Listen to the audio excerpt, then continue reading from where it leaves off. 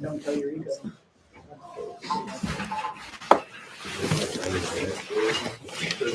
Taekwondo. We can if you guys are too cozy there, we can move the chairs around. Yeah. If we're too cozy? Yeah, too cozy. Yeah. You can never be too What's cozy. the definition of too cozy? That's good question. Yeah. No. Can I get a pillow? Yeah, Too, sure. yeah, I think being too cozy the downside would be your posture would slouch. Yes. You'd relax into that comfortable but unhealthy space. Yeah. All right. All right, guys. Thanks very much for joining us this evening. I know we're at the end of the season. We're close to the holidays, and I know it's been every season. You kind of wonder how you got through it all, but we always make it. Yeah, a lot of those questioners question our passion at certain times of the year. So yeah, it's time to relax and reflect, but also to think about next year as well, because there's a lot that we can do to make the season more profitable. For those, a few people here I haven't met before, I'm Daniel Cowan, the founder of Big Star Lights, and I've been in this business for about 15 years. Big Star Lights has been around for about 12 years. And we learned a lot of things along the way, and met some really talented, educated, experienced people along the way. And one of those people is Paul Baluch. Is going to come out and he's going to give us a talk on exactly what we can do to prepare for next season to make it even more profitable. Paul comes from the home service business industry. He founded the Holiday Lights Academy, which helps people with their operations and really laser focuses on accelerating their business to be more profitable in Christmas lights. And he's been working in Christmas lights for 8 years now. So he draws upon a lot of experience, which he's going to share with you this evening. So Paul, why don't you come on up and get into it. Thanks, Daniel. I know some people here, but we're also live streaming it on Facebook. And then it's being YouTube, Facebook. That's what I know. And we're also recording it so people can watch it after. So I'll be probably 20, 30 minutes, but I wanted to come in, chat with you guys, and share some perspective on what it's like to drive growth in the off season for your holiday lights business. A lot of you have core businesses too that you operate throughout the year, so I'll touch on that as well. A lot of what I go over, you may already know, and some of it may be new ideas to a lot of you. So at the end, happy to take some questions if you want to take some notes on your phone too. I don't know if we'll share the video after, or I'll be accessible to for any questions as well. But really just wanted to share a perspective on how to drive growth in the off season. Like Daniel mentioned, I'm the founder of the Holiday Lights Academy, where we do two things. We help existing business owners grow and scale their holiday lights business. And we also help people who want to get into holiday lights too. So with like a launch package to help them launch holiday lights in their business. Typically holiday lights is a phenomenal add-on for somebody like a house detailing business or lawn care or painting or other things. So we help those kinds of businesses add on holiday lights. At the same time, we help existing holiday lights businesses grow and scale. My background, like Daniel said, I've been in home services for like 15 years, mainly with some local brands like 1-800-GOT-JUNK. You guys probably heard of them. Help scale them. They're approaching $1 billion, coming up pretty quick. I was one of the founding members of Shack Shine as well. Help scale that, and that's where a lot of the holiday lights knowledge comes from. And that business we grew, the holiday lights business was north of $10 million. After that, I've been working with hundreds of members in the academy throughout North America to either add on lights or grow and scale their lights business. Members who are just adding it this year and ones that are approaching like over $1 million in revenue in the first year, for example. So a lot of that knowledge comes from helping a lot of businesses, doing it myself, and just wanted to share that with you guys, start a conversation. Again, it might be something you already know, or it might be some new things as well. Welcome, have a seat. All good. Quick 20-minute session. I'm just running on driving growth in holiday lights in the off season. We're recording it and it's live streamed on YouTube as well. So smaller turnout here. Everyone's busy with the holidays, but open for questions at the end once I get through about 20 minutes or so. Then we can get to the burgers and booze. So the holiday lights industry, you guys are all part of it. I've talked to a few of you running pretty big businesses, but in North America, it's actually a $9 billion industry and growing every year. Just some quick background. Average people we've seen have a 75% repeat rate in their business. Some people leave it up all year, and some people choose maybe not to go with that same company, go with somebody else. So about 75 plus tends to repeat every year. And it's about 30% year over year growth on average. So if you do 100,000 in lights this year, you can expect to do like 130 the next year, and so on. That's the average growth we're seeing. There's lots of companies doubling every year. It's an amazing business, high repeatability, and still growing every year. The competitive landscape right now, if you look at the screen, is right now it's still 90% of jobs out there are still DIY and the worst product you can imagine from Home Depot or Walmart. So that's where most of the market still falls into. We may not think that because we're in the professional side of the market, but you talk to homeowners and everybody, it's still mostly in that lower DIY and bad product quadrant.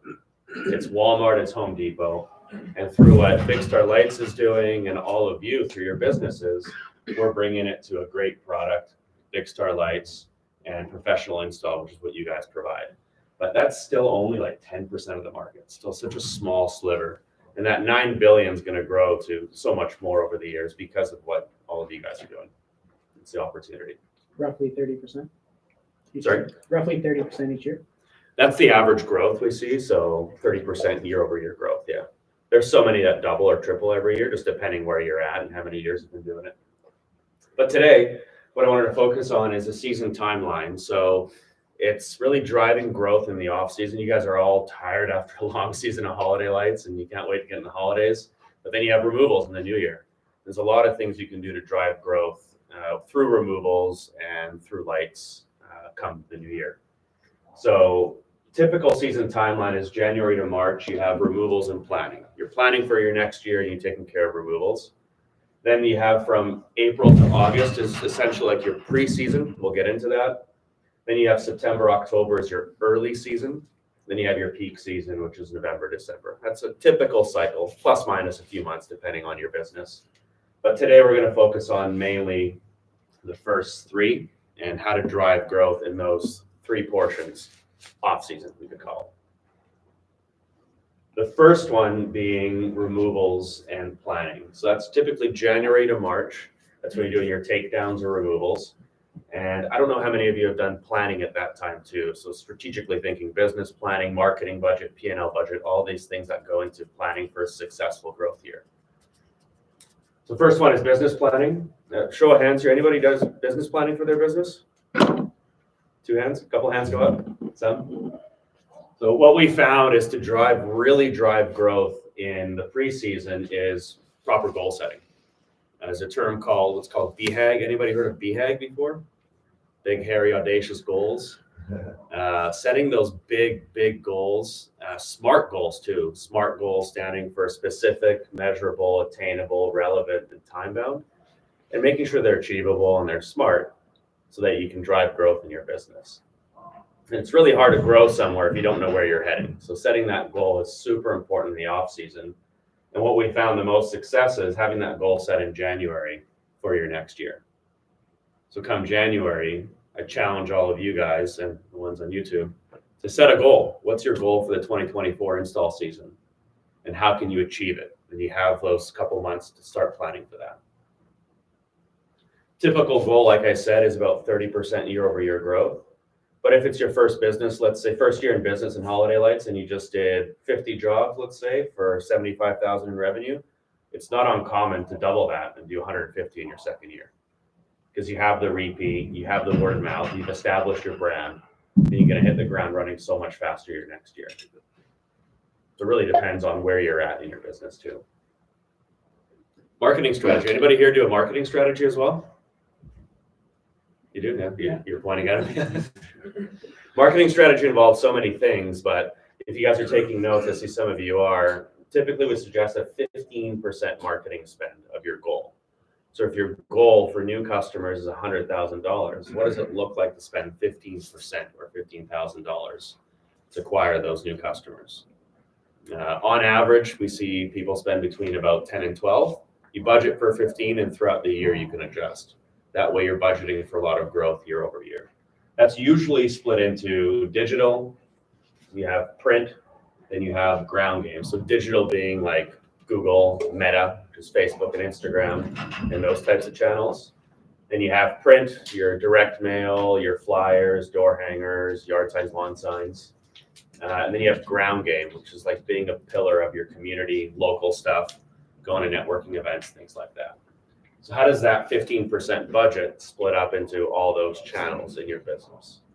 And it sounds funny that we're talking about it now for next year, but a lot of those things take time. We're going to get into it in a few slides where planning early, make sure you set yourself up for success early on in the season.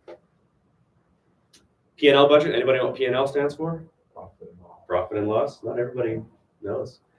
So budgeting for your profit and loss, what does that mean? Well, once you have your inputs for your goal, your marketing strategy, your marketing spend, then that'll give you, well, how much is my labor expected to be? What's my product cost expected to be? Then you can budget for your gross profit and net profit throughout the year. So you can see, what am I taking home as a result of my driving growth, increase in goal, etc. Strategy and vision. Strategy and vision is often overlooked. Anybody set a strategy or vision for the year in their business? Sort of. Strategy, the base level of a strategy is identifying like 3 strategic pillars to execute in your business, typically centered around like customer, people, and operations, and figuring out how you want to execute that in your business. If you have a large team of 15, 20 people, it's so important to align them on that strategy so you're all moving in the right direction or rowing in the right direction, if you want to use a boat or canoe analogy. And the vision part is, anybody think of like, where do you want to be in 5 years from now? And you've done it before, Ed? Where do you want to be in 5 years? Put you on the spot. Yeah, for sure. Because I feel like I've done this like through the years too, and it's like come up with challenges that have kind of got in the way, But I want to be managing more. Like I'm still doing installs myself. Work on the business, not in the business. Yes, yeah. Do you have a number in mind? A number. You don't have to share it, like a revenue number or whatever. Do you think that far in terms of vision? I have, but to come up with some challenges that. For sure. I want to work through. It's not an easy exercise. There's a great book out there if you guys are taking notes called Vivid Vision by Cameron Herold. It's a phenomenal book to read. He's an ex-1-800-GOT-JUNK guy. Vivid Vision, and in there it tells you how to break down your vision statement. It goes 5 years from now, what's my revenue goal? How many people do I want working in my business? How many vans? How many customers? What's my profit? Am I going to be working as a manager or still an installer? Like all these things that you lay out. And it's a fun exercise. Sorry, we have someone commenting vision, out of house detailing, and 100% lights. And sorry, I don't know. I thought might be a good comment for. And what's that? Vision out of house detailing? And 100% lights. 100% lights. Yeah. To move fully. Oh, that's their vision, to move fully into lights. I got you. It took me a little bit. Yeah. Just had half an Olay, so I need another half a margarita. Yeah, vision's so important because it's what drives your growth. How do you know to drive growth if you don't know where you're going? So first you got to establish where you're going. What's your vision 5 years from now? Then your strategy feeds into that vision that allows you to operate each year to get where you want to go. So that book is awesome. If you guys want to read that, Amazon, it's everywhere. What's his name again? Harold what? Cameron Herold. Oh, Cameron. Okay. Vivid Vision. Yeah. And lastly, technology. Like I heard a few people talking about Jobber, I think, and a few things, but what's your technology plan? Anybody use Company Cam or is it Evernote or Jobber, Service Titan, Bonago? What's your technology platform to help you scale and drive growth? The things that you want to think about too. Next one in that first section is removals. You guys are all coming up on removals. Everyone has a different way of scheduling them, whether it's an email, phone call, or text. It depends if you have 10 removals or 100 or 200, depending how long you've been in business. But removals are a phenomenal time to also get your brand in front of customers if you have a core services brand too, which I'll get into in a little bit. Typically, we suggest like 6 to 8 removals per day, especially if you've, I've seen up to 10 or 12 done in one day, especially if you've routed your neighborhood really, really well. That way you can have that efficiency and get that done sooner than later. Taking photos. I don't know if anybody uses Company Cam here, any type of photo app to track photos of each job. So you can send those to customers or your technicians. If you're not the one going to the job, then you can communicate the exact job to somebody else, since you're probably not wanting to go back next year because you're going to do $1 million. Labeling, we all know labeling is super important. If you're not the one coming back next year, how do we label it properly so the new technician or installer knows exactly where to put it? Then proper storage, like venting the box, making sure no moisture gets stuck in it, and it's a room temperature, or at least a dry room, at least that is. And I've always said it's best if you're the one storing your lights. I know a lot of people tend to leave it at consumers' homes, but if you're the one that's storing them, you're able to control your repeat revenue as well. But it depends on what access you have. Removals are one of the best times for upsells, so upsells of light services too. I don't know how many of you have tried upselling light services. So if you're doing a removal and your installers are there, or you're the ones doing the removal, customers home say, hey, your display looked amazing this year. Have you ever thought about adding anything on for next year?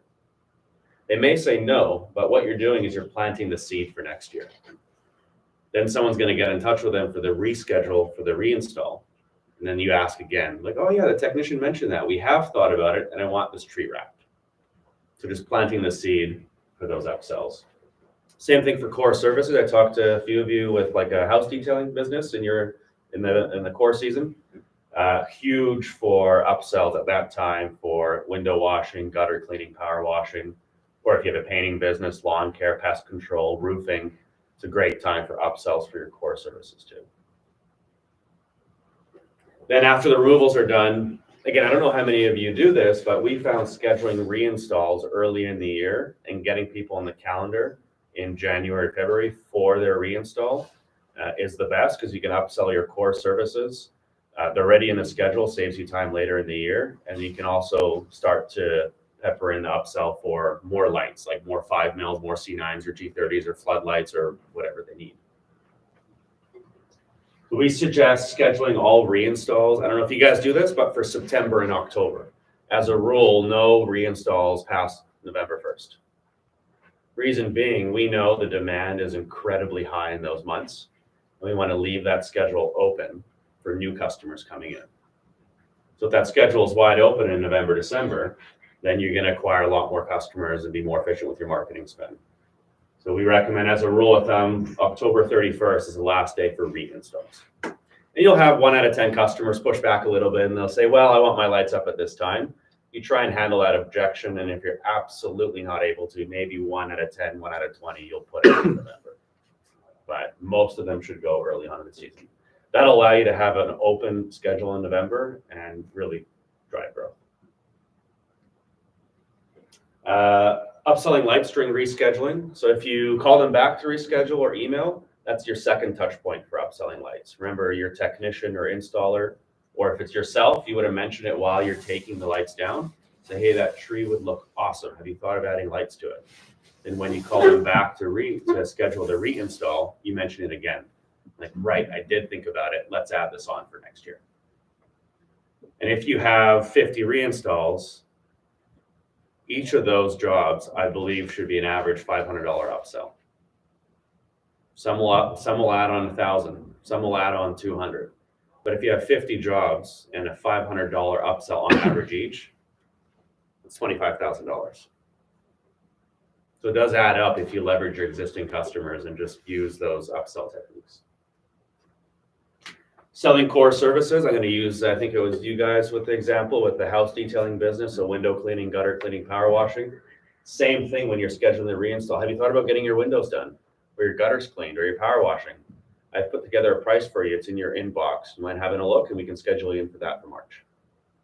Just driving those sales too for your core services if you guys don't do already. Raising pricing is a big one. Inflation's going up, labor costs, business costs. A lot of times we do forget to raise pricing for reinstall, so it's common to raise it by about 5%. Great time to ask for Google reviews. There's also software technology you can use like Nice Job or Reputation.com or Podium.com for Google reviews.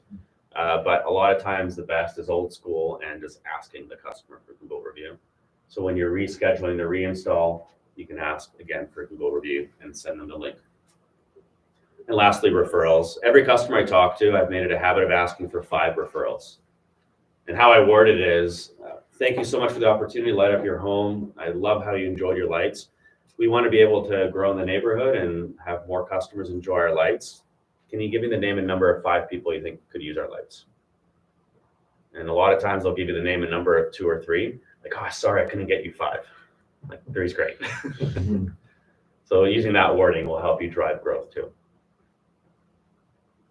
Pre-season order, I won't spend too much time on it, but super essential to drive growth. That'll save you money. So your P&L, that'll lower that materials line item, and completing a pre-season order through Big Star Lights, which Daniel will get into as soon as I'm done my section here, and what that looks like, timeline, and etc. Second section, so it's a pre-season, so April to August. That's once you've done your removals, you've done your planning, and all the things we've talked about. Is what does April to August look like? So number 1 is sales. Driving growth is done through sales and marketing. And with sales is, first one is commercial outreach. Anybody do commercial work here for lights? A little bit, yeah. A lot of it, a little bit? A little bit, but my business partner, Devin, he does most of it. Okay. So in that time period, April to August is a great time to start reaching out to commercial customers. Whether it's a mix of cold calling, lunch and learns, if you approach a property manager in a certain company like First Service Residential or Quadrille or whatever it is, and you buy people their lunch and you pitch your business for 15, 20 minutes. And what do they get out of it? Well, free lunch. What do you get out of it? You get to meet a lot of cool people and sell your business to them.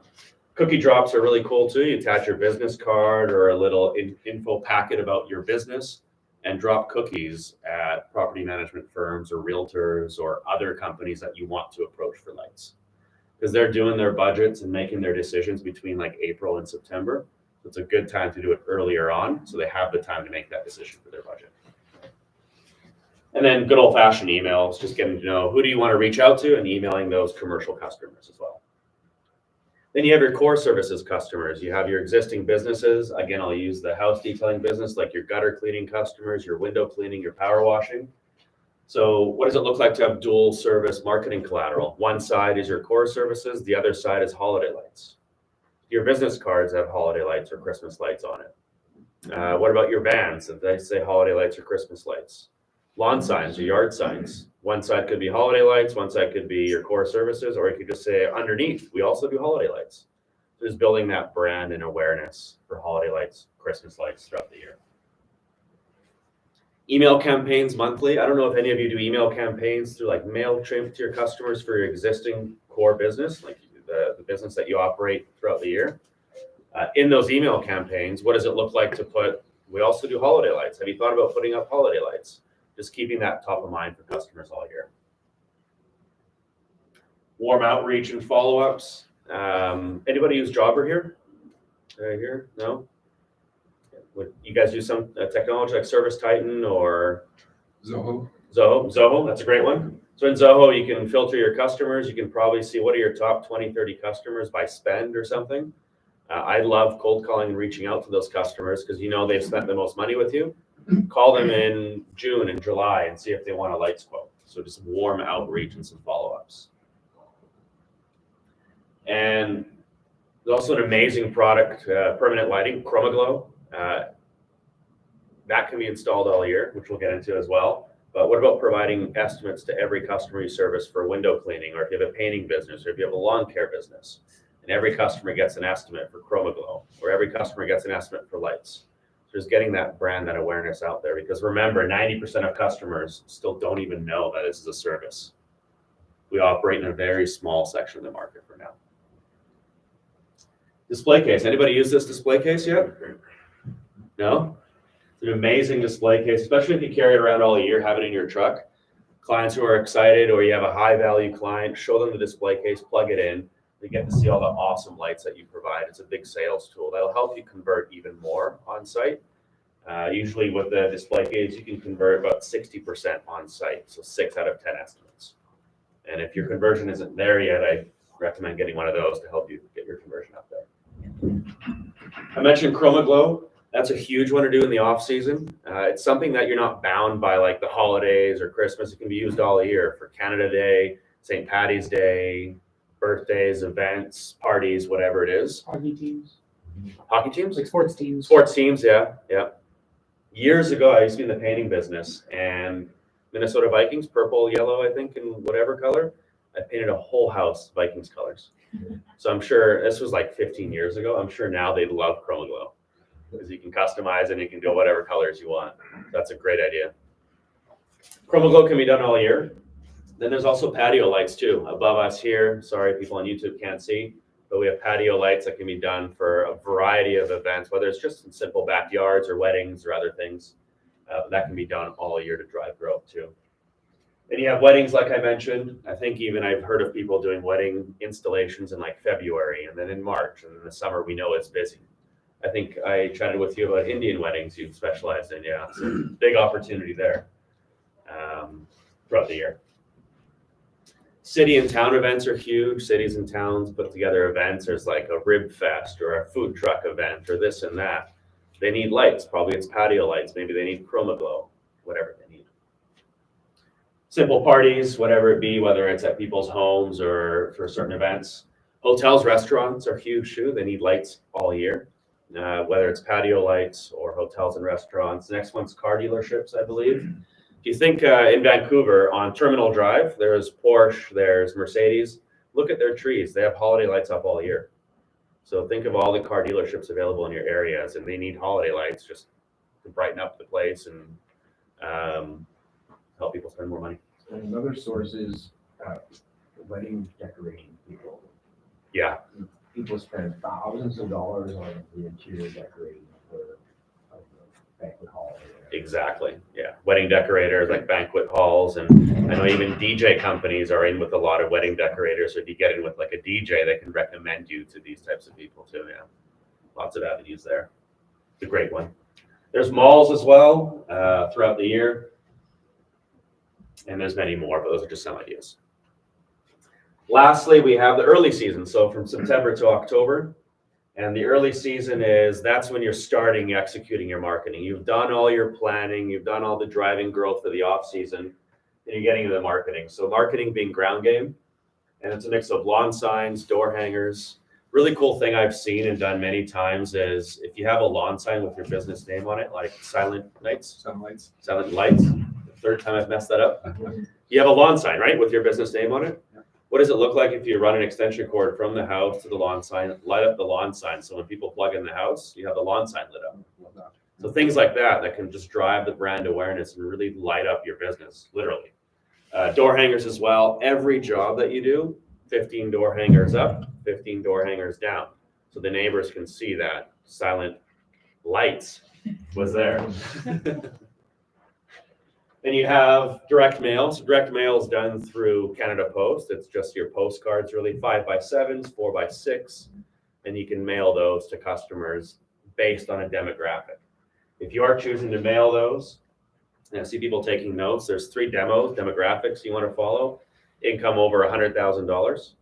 You want owners, not renters, and you want to look for presence of children in the household. Then that'll provide a big heat map for you, and then you can spend your marketing dollars based on those demographics. That's available for us Canadians here. I'm assuming they're Canadians on YouTube. Canada Post Precision Targeter is a tool you can use for that. Then there's local opportunities like holiday parades, newspapers, TV magazines. It's a really cool story. Holiday Lights Academy member in, I think it's Chicago or somewhere in Illinois. He did he lit up this sick kid. So he was in the hospital and he couldn't enjoy Christmas as well as he could. So he lit up his treehouse at his house for free. And just to give back to the kid was having a rough time. And the kid's parents went to the Chicago Tribune, the Chicago newspaper, and said, this amazing company did this for my child. I want you to run a story on them. So just unselfishly, they got some PR out of it because they wanted to give back to the community. So what does that look like for you guys to give back in the community? Because lights are just so cool. It's exciting, it's bright, it's powerful, especially for kids and families. Door knocking, one of my favorite things. It's a hard skill, but simply just knocking on doors, saying your elevator pitch. Hey, my name's Paul. I'm with Silent Lights. We're just in the neighborhood right now doing some light installation. Is this a service you typically hire out for? Just simply knocking on doors. And even if it's just around the job site you're working at, it's a powerful tool. Customer follow-ups, we've talked about that a few times. Networking events like BNI, Business Networking International. I don't know if anybody's been there, but huge for lights and in business, in general for business as well. Then you have your digital. We talked about it as well, but you have your Google. So Google pay-per-click, where you sponsor ads basically, and you per click you're paying. And then you have Meta, which is Facebook and Instagram. Our business is super visual. So what does it look like to get video content, photo content? And Meta is really good for awareness. A little bit harder to acquire customers through Meta. Google's built for acquisition because Google is high intent searches. People search for Christmas light installation. Can't search for that in Meta. So Google's higher intent, where Meta is high awareness. So it's really good to do remarketing through Meta and then spend a lot of dollars on acquisition on Google. Then you have your email campaigns we talked about, where monthly you can send out your email campaigns just to build that awareness. Hiring and training. So now we're getting into the season, still the off season sort of, but we're getting into the season. Where to find new technicians. You want to grow and scale your business. You've done your vivid vision. You want to be at $1 million in 5 years. You're at 100 grand now. So you're growing from 100 to 300 to 600 to $1 million. Well, you need people to get there. So how do you find great technicians? Existing technicians are one of the best sources, whether you have a house detailing business, painting, lawn care, roofing. Use your existing teams. If you don't have one of those businesses, painters are off in the winter months. Landscapers are off in the winter months. Not all of them, but a majority of them are. Roofers, people in the construction industry. Think about what fruit pickers as well from the interior that come back to the city. They need work. I think a really good one to find would be tree planters. Tree planters, phenomenal one. That's a great idea. Piece rate. Yeah. They're looking for. Now I was a tree planter. Nice. And so when Aaron offered me the opportunity, that was like a big click. It's very similar. Yeah, exactly. Very similar. And you're used to working outside, working hard, and it's perfect off season. It complements it really well. And there's so many of those types of industries you can think of. How can you attract the tree planters, the fruit pickers, the painters and landscapers of the world to help scale your business when you have demand in such a short amount of time? Facebook groups. If anybody uses Facebook groups, if you go on Facebook, and there's a cool group, I always use this as an example. It's called Irish in Vancouver, or you have New to Vancouver, or you have Vancouver Jobs. There's hundreds of these groups. Like the Irish in Vancouver, if you guys are on your phones, I see it on Facebook, I think it has like 40,000 members. That's free access to 40,000 people. Same with the Jobs in Vancouver. And if people on YouTube are in like Toronto or other cities, same thing, Irish in Toronto. New to Toronto, whatever these groups are, you don't have to pay for it, and it's free access to hundreds and dozens and dozens and thousands of people. Then you have your standard hiring like Indeed as well, where you can sponsor an ad on Indeed. There's Craigslist and ZipRecruiter and other channels too. Indeed, a little known fact, is responsible for 90% of hires in North America. So if you're not advertising on Indeed, it's a good idea to start to, especially if you want to scale. Responsible for 90% of hires in North America. Once you have those people, the next thing is, well, we got to train them. We got to make sure they're efficient. We got to make sure they're making money and you're making money off them as well. So what that looks like is controlled environment training and on-site training. Controlled environment means like you're doing training at your home, where you have the free reign to mess up if you need to. Take your time. There's no customer pressuring you. Take that pressure off and train them in a controlled environment. That's usually just one day. And then the second day is the on-site training. After a couple of days, it's relatively easy to pick up, and they can, with some supervision, start installing on their own. Then there's training videos and what's called LMS. LMS is learning management system, like Trainual or Talent LMS or Teachable, where you can upload a bunch of videos and like a training course. So if you're you're doing $1 million in 5 years, you're bringing on 8, 10 installers in a short amount of time. You need a scalable way to teach and train them. And that's usually done through an LMS, learning management system. So if somebody's at that point now, it's a good idea to look into it, like Talent LMS or Trainual or Teachable. This is my favorite one, training installers for upselling. So what does it look like to run role plays for upselling? And simple upsell, it's not really a sale, it's more of an education moment for the customer. So, hey, Mr. Customer, have you thought of adding strands to this tree in your front yard? It will look amazing and your kids would love it. And they'll think about it, say, let's do it. Next thing you know, it's a $700 upsell. Same thing for new estimates. I always see every residential job you do should result in another job from the neighbor. Go talk to the neighbor next door, ask the existing customer for their information, just go knock on the door, whatever it is. Teaching and training your installers and technicians to get new estimates. Then also Google reviews. Super important for Google reviews. Anybody have over 100 Google reviews here? No? The more Google reviews you have, the stronger your SEO will be, which is your organic reach online, and the cheaper your PPC will be, because Google has a complicated algorithm that takes into account everything. So if you're going up against a business who has 500 reviews and you have 25, guess what Google's going to favor? So it's important to get a lot of reviews and incentivize your team and train your team to get those reviews. And lastly, like I mentioned, it's incentivizing for performance. So installers and technicians, are they getting 5% for every upsell? Are they getting $10 for every 5-star Google review? Are they getting $25 for every new estimate generated? These types of incentives to drive growth in your business. Because your best source of new customers is existing customers. And leveraging that, training your teams to generate work for you. And at the same time, incentivizing team members for the hard work they put in to acquire those upsells and those new estimates. So to wrap up, what we've covered is really the first 3 components of the light season. The peak season, you guys are great at it. You're experts at it. You have phenomenal installers and teams, but what we found is people who want to drive growth, you work your butt off in the peak season, but we always forget about the planning, the removals part of it, the pre-season, the early season. And this portion is really what drives the growth in your business. It's not here because we're all so busy. We're very reactive. We're trying to get everything done. But I urge everybody here and challenge you guys to really focus on this part of your business this year, because that'll really drive growth for you guys. Any questions? I know a lot of notes you guys were taking, so I'd love to take some questions if there's any from YouTube or any from you guys. We'll take the YouTube one first. Carl Sitovsky is asking, what are Paul's thoughts on own versus lease model? First of all, hey, Carl. Nice to not see you again, but good to hear from you. Can you repeat that question again? Yeah. It says, what are Paul's thoughts on own versus lease model? Own versus lease model. Great question, yeah.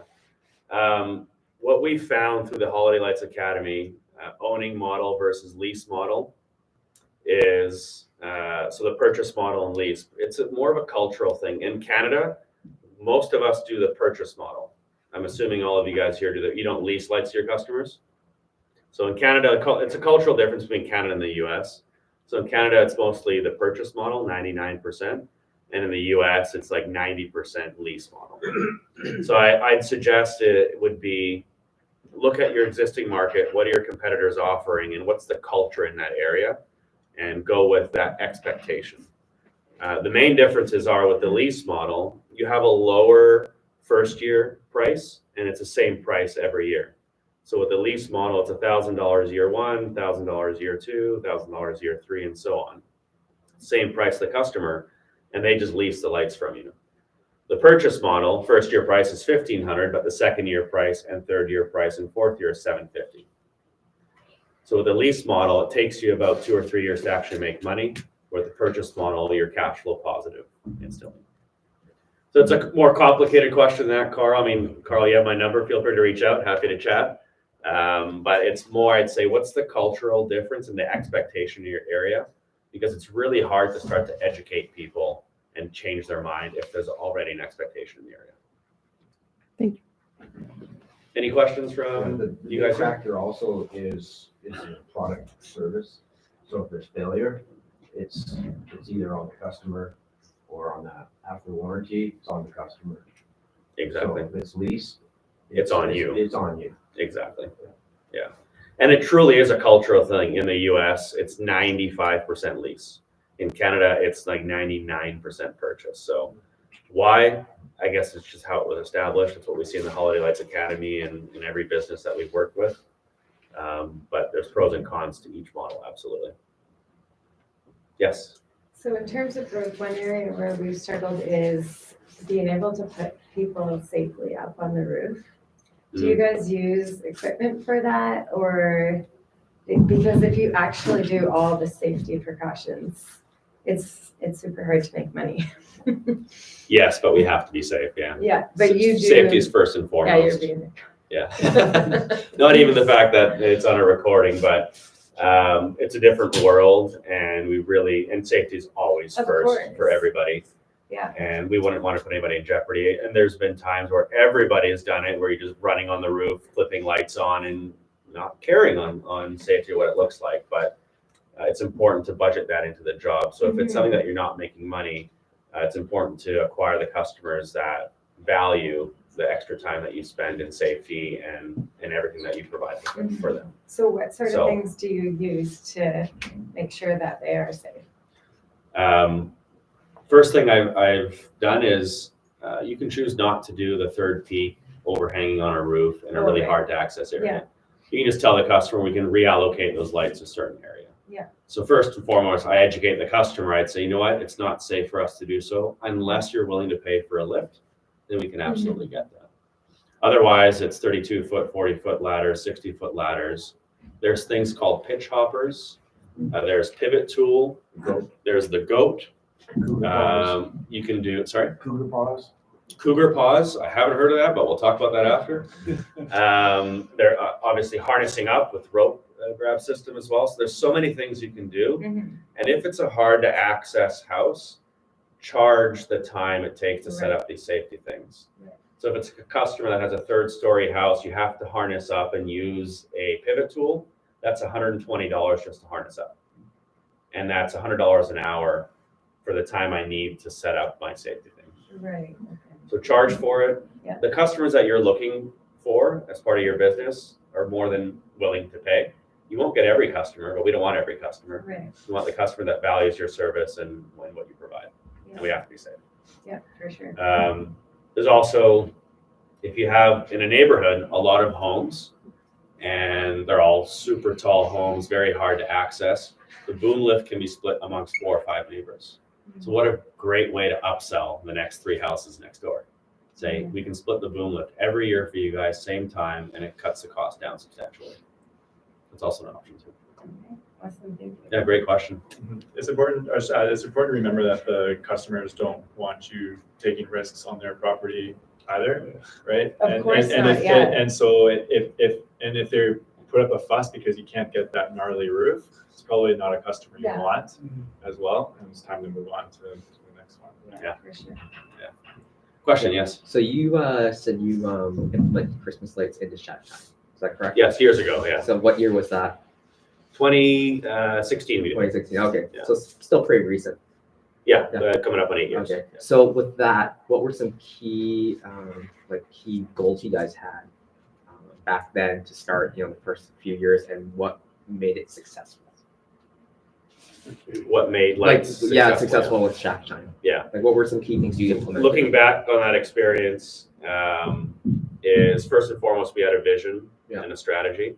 So we knew we wanted to be North America's largest Christmas light supplier or company, and that was our 5-year vision. And then we had the strategy each year that went into that vision.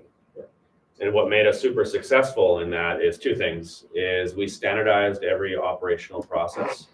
So we looked at every operational process as part of lights, and we made sure to the best of our ability to standardize all that and execute it really well. And the second thing is bring on amazing people that do amazing work. So bringing on people more that have a customer experience focus rather than like a labor focus, let's say, because we wanted great customer experience people. And if you have great customer experience people, what are they going to do for you? Upsell, get new estimates, get Google reviews. It's a combination of all those things that fueled that rapid growth. That's a great question. Anybody else? Anything else on the YouTube? No. Thanks for the question, Carl. Awesome. Well, thank you. Thank you. Thank very you. much. Thank you. Thanks, everybody. Thank you, Paul. So Paul's, it makes our life just to say we pride ourselves in offering a lot of technical support and really providing knowledge on how to use the product. But if you really want that in-depth knowledge on operating your business, getting under the skin of it, and really figuring out what makes it tick, Paul is the guy to go to with your questions. And he's built a really great program at the Holiday Lights Academy. He'll hold you accountable. If you need somebody just to hold you accountable, he'll do that for you as well. A really great Holiday Lights Academy is a really great setup to, it's like a rocket ship for your business. It really is. And I've seen him do some pretty incredible things with a lot of our customers that have been using them. Paul mentioned briefly about the off-season revenues. We have a couple of product categories that help with that. The Chroma Glow, which is available on our website now if you're into permanent RGB lighting. We launched it last, I think it was October or September. About 2 months ago. Yeah, 2 months ago. And it's quickly growing in popularity. So if you haven't tried it yet, I encourage you to try it. We do have sample kits available as well if you want to take some home to just to play around with. You can get those from the store and familiarize yourself. Another one is, especially since COVID, the outdoor patio lighting has really grown in popularity. As you can see above us here, we've got some. We just are about to launch in early January a system of portable posts that you can put up for weddings and celebrations. We've got a few in the room here, including this one just behind Paul here. And so there's tanks that you can fill with water to support the posts. Makes it really modular. We'll have if you want to buy a kit of 10 posts and just rent those out all summer long for weddings and celebrations, it's a really great opportunity. And it keeps people thinking about you through the off season, so that time come Christmas time, it'll be fresh on their mind, and it's a great opportunity to provide some off season revenue. And of course, to maximize those margins is our pre-season order program, which is just launched this week. If you haven't got an invitation yet, you will, I assume, by Monday probably. We encourage you to look at that if you want to save, at least make another 10% or more on the products, and with this placing down a small deposit, and those will be delivered in time for the season in September, like we always do. And if you have any questions about the pre-season order programs, if you need assistance in, taking a look at your goal and maybe figuring out exactly what are some good stuff to throw into that order, things that you're going to go through a lot of are good things to bring in.